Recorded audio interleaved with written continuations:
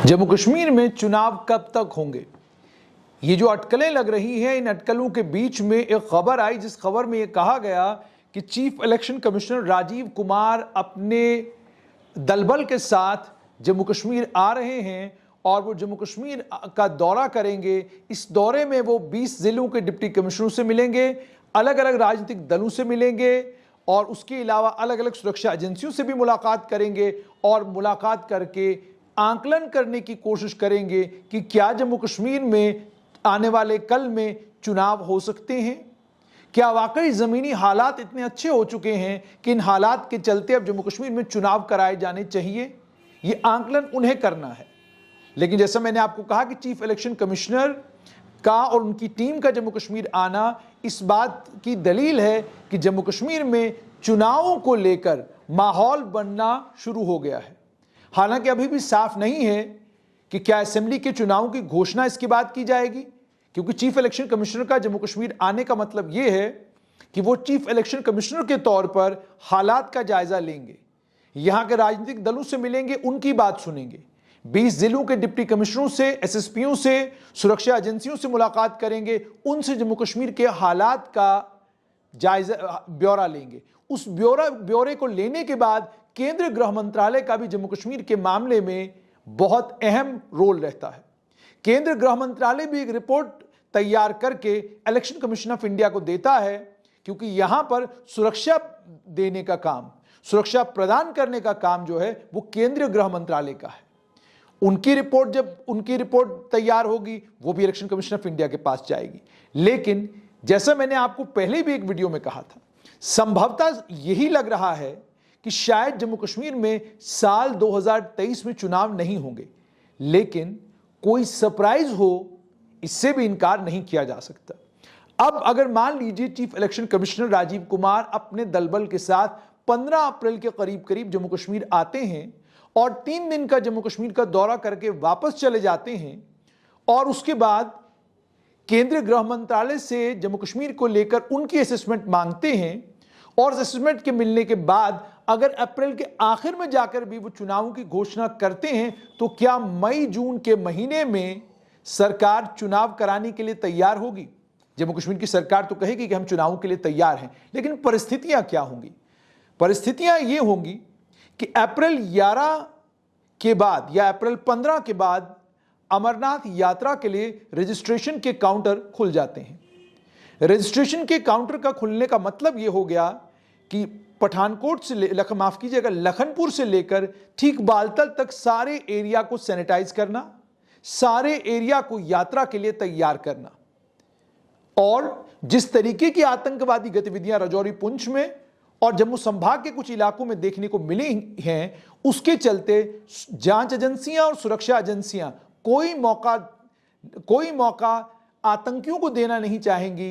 पूरी कोशिश करेंगी कि जितनी टाइट सिक्योरिटी की जा सके उतनी टाइट सिक्योरिटी की जाए। उसके चलते तैयारियां लगभग अप्रैल के आखिर में ही अमरनाथ यात्रा के लिए शुरू हो जाती हैं। और दूसरी तरफ आप जानते हैं कि इलेक्टोरल रोल्स की रिवीजन का काम भी चल रहा है। हालांकि सीईसी राजीव कुमार ने यह कहा है कि इलेक्टोरल रोल्स की जो रिवीजन हो रही है उसका चुनाव से कोई लेना देना नहीं, उसका चुनाव पर कोई असर नहीं पड़ेगा। अगर हम जम्मू कश्मीर में चुनाव को लेकर फैसला लेते हैं तो चुनाव अपनी जगह, इलेक्टोरल रोल्स की रिवीजन अपनी जगह, कानूनी तौर पर वो सही कह रहे हैं। लेकिन प्रक्रिया यह है कि इलेक्टोरल रोल्स की रिवीजन जो है मई 10 तक मुकम्मल हो जाएगी। और आप ऑलरेडी जानते हैं कि अप्रैल का महीना शुरू हुआ है और सीईसी 15 अप्रैल तक जम्मू कश्मीर का दौरा कर सकते हैं। और उसके बाद जैसे मैंने आपको कहा 10 मई तक संभवतः चुनावों को लेकर कोई घोषणा की जाए या चुनावों की डेटें तय हो, इसकी संभावना भी बहुत कम है। क्योंकि जम्मू कश्मीर में इतिहास पर नजर दौड़ाएं तो 1996 में सितंबर से लेकर अक्टूबर 1996 तक चुनाव हुए, 2002 में 16 सितंबर से लेकर अक्टूबर 2002 तक चुनाव हुए, 2009 की बात करें तो 7 फेज में 17 सितंबर से लेकर 24 दिसंबर 2009 तक चुनाव हुए। 2014 की अगर बात की जाए तो 5 फेजेस में 25 नवंबर से लेकर 20 दिसंबर 2014 तक चुनाव हुए। तो आप अगर इसको एक मॉडल के तौर पर देखते हैं तो सितंबर से लेकर नवंबर तक का पीरियड है, जिस पीरियड में जम्मू कश्मीर में 1996 से लेकर 2014 तक चुनाव हुए हैं। उसके बाद दूसरी एक और इंपॉर्टेंट चीज कि सीईसी जब वापस जाएंगे तो उन्हें यह भी बताया जाएगा कि एक बड़ी तादाद में गुज्जर बकरवाल समुदाय से ताल्लुक रखने वाले वो तमाम लोग जो पहाड़ी इलाकों की तरफ अपने माल मवेशी लेकर चले जाते हैं, उनकी वापसी भी अगस्त सितंबर के आखिर में होना शुरू हो जाती है।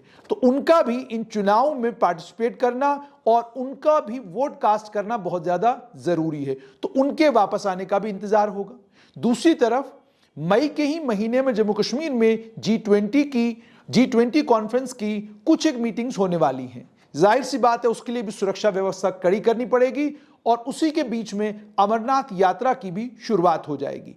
अमरनाथ यात्रा की शुरुआत का मतलब यह हो गया कि जून से लेकर सितंबर तक का सारे ये जो जितने महीने हैं, इन सारे महीनों में सुरक्षा व्यवस्था अमरनाथ यात्रा को सुचारू रूप से चलाने के लिए और अमरनाथ यात्रा सुरक्षित और बिना किसी इंसिडेंट के मुकम्मल हो जाए उसको इंश्योर करने में लग जाएगी।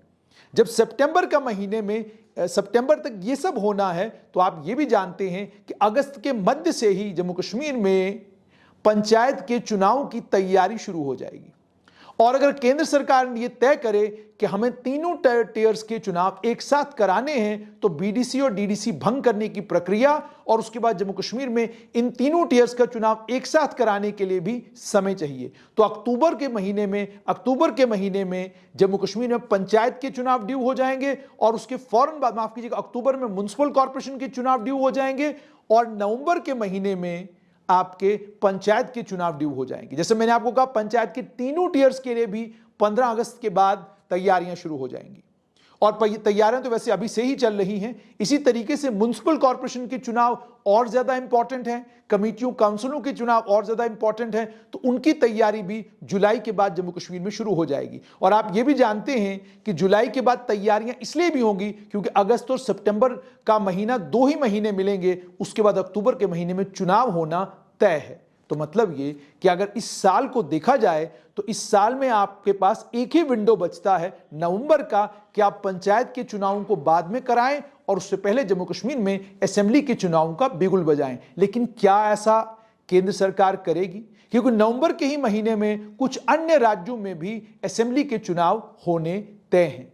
तो इस सारी स्थिति को जब आप देखते हैं तो आपको समझ में ये आता है कि सीसी राजीव कुमार 15 अप्रैल को अगर आते भी हैं तो विंडो चुनाव कराने के लिए जो सीसी राजीव कुमार के पास है वो केवल मई के महीने का विंडो है। और उसके बाद जैसे मैंने आपको कहा कि जून से और मई में भी जैसे मैंने आपको कहा कि G23 और उसके बाद अमरनाथ यात्रा।